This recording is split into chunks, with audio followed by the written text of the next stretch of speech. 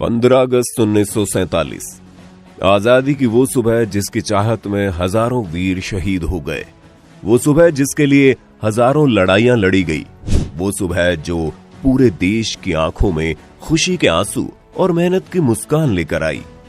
आपने इस सुबह के बहुत से किस्से सुने होंगे, पर उस सुबह से पहले की एक रात थी। उस एक रात में जो हुआ उसका जिक्र नहीं होता। वो रात जिसमें खुशी तो थी, लेकिन जिसमें गम भी था। 15 अगस्त के बारे में बात बहुत हो गई। आज हम बात करेंगे 14 अगस्त 1947 की। 14 अगस्त को भारतीय इतिहास का सबसे मुश्किल दिन कहा जाए तो गलत नहीं होगा। इस एक दिन में भारत का भूगोल, समाज और संस्कृति सबका बंटवारा हो गया। तो क्या हुआ था उस दिन और रात में? चलिए अब देखते हैं उस पूरे दिन की कहानी। भारत 15 अगस्त को आजाद हुआ था, लेकिन उस आजादी में जो दर्द था वो एक दिन का नहीं था। अंग्रेजों के खात्मे की ये कहानी साल 1947 की शुरुआत में लिखनी शुरू हो गई थी। ब्रिटेन में क्लेमेंट एटली की सरकार को ये उम्मीद थी कि भारत बिना बंटवारा किए सुलह और शांति के साथ आजाद होगा, लेकिन अफसोस ये उम्मीद टूट गई और 3 जून 1947 को क्लेमेंट एटली को ऑल इंडिया रेडियो पर यह अनाउंस करना पड़ा कि सदियों से तितर बितर पड़े हिंदुस्तान को हमने यूनाइट किया और हमें उम्मीद थी कि ये एकता देश के आजाद होने के बाद भी बनी रहेगी, लेकिन हिंदुस्तानी नेताओं को यह मंजूर नहीं है। इसलिए हमारे पास देश का बंटवारा करने के अलावा और कोई चारा नहीं है, जिसका मतलब यह है कि अब ब्रिटिश हिंदुस्तान का राजकाज 2 सरकारों को सौंप रही है। और फिर देश के बंटवारे का जहरीला फैसला 18 जुलाई को ले लिया गया। 18 जुलाई 1947 को भारतीय स्वतंत्रता अधिनियम को स्वीकृति मिली। इसकी नींव माउंट बेटन ने रखी थी।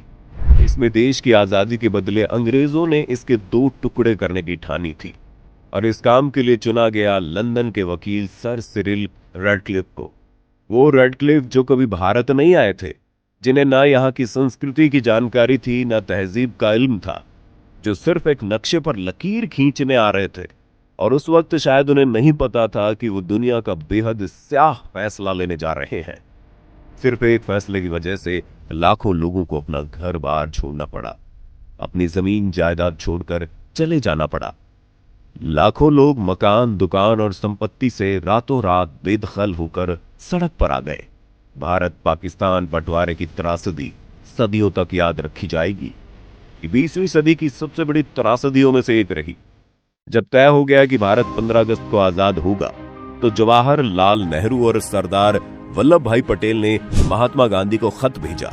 इस खत में लिखा था, 15 अगस्त हमारा पहला स्वाधीनता दिवस होगा। आप राष्ट्रपिता हैं, इसमें शामिल हो, अपना आशीर्वाद दें। महात्मा गांधी आजादी के दिन दिल्ली से हजारों किलोमीटर दूर बंगाल के नोआखली में थे, जहां वे हिंदुओं और मुसलमानों के बीच सांप्रदायिक हिंसा को रोकने के लिए अनशन पर थे। गांधी ने इस खत का जवाब भिजवाया, जब कलकत्ते में हिंदू मुस्लिम एक दूसरे की जान ले रहे हैं, ऐसे में मैं जश्न मनाने के लिए कैसे आ सकता हूं? मैं दंगा रोकने के लिए अपनी जान दे दूंगा। 14 अगस्त की शाम नेहरू अपने 17 यॉर्क रोड वाले घर पर इंदिरा गांधी और पदमजा नायडू के साथ बैठे हुए थे। तभी एक फोन बजता है। फोन लाहौर से था। फोन रखते ही नेहरू का चेहरा लाल पड़ गया था और आंखें आंसुओं से भरी हुई थी।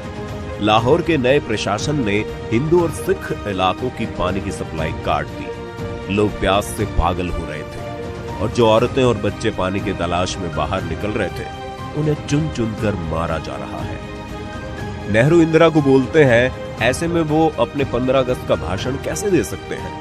वो कैसे कह सकते हैं कि वो देश की आजादी पर खुश है, जबकि उनका लाहौर जल रहा है? 14 अगस्त 1947 की रात संविधान सभा की 5वीं बैठक में भारत की आजादी का ऐलान किया गया। बैठक की शुरुआत रात 11 बजे संविधान सभा के अध्यक्ष राजेंद्र प्रसाद की अध्यक्षता में स्वतंत्रता सेनानी सुचेता कृपलानी के वंदे मातरम गीत को गाने के साथ हुई। फिर राजेंद्र प्रसाद का अध्यक्षीय भाषण हुआ। इसके बाद डॉक्टर एस राधाकृष्णन ने संविधान सभा के सामने आजादी का प्रस्ताव रखा। फिर डॉक्टर राजेंद्र प्रसाद ने 2 प्रस्ताव रखे कि वायसराय को इसकी सूचना दी जाए कि भारत का संविधान सभा ने भारत देश की सत्ता संभाल ली है। 11:55 पर संसद के सेंट्रल हॉल में नेहरू की आवाज गूंजती है। ये वो भाषण था जिसे ए ट्रिस्ट विद डेस्टिनी के नाम से जाना जाता है, जिसे वो कहते हैं कि हमने नियति के साथ एक वादा किया था और अब समय आ गया है कि हम उस वादे को पूरा करें। शायद पूरी तरह नहीं, पर कम से कम जहां तक हो सके वहां तक तो जरूर। आधी रात के वक्त जब पूरी दुनिया सो रही होगी, तब भारत जीवन और आजादी की नई सुबह में अपनी आंखें खोलेगा। संविधान सभा में तालियां थम नहीं रही थी, सदस्य मेजें थपथपा रहे थे। स्वागत था एक नए भारत का, एक नए राष्ट्र का, आजाद भारत का, जिसके सपने अब अपने होंगे। लेकिन जब पूरा देश जाग कर नेहरू का ये ऐतिहासिक भाषण सुन रहा था, उस दिन महात्मा गांधी ने भाषण नहीं सुना और वो रात 9 बजे सोने चले गए थे। दूसरी तरफ वहां मौजूद लोगों की आंखों में आंसू बह निकले और महात्मा गांधी की जय के नारों से सेंट्रल हॉल गूंज गया। के अंदर सूट पहने हुए एंग्लो इंडियन नेता फ्रैंक एंटनी ने दौड़कर जवाहरलाल नेहरू को गले लगा लिया।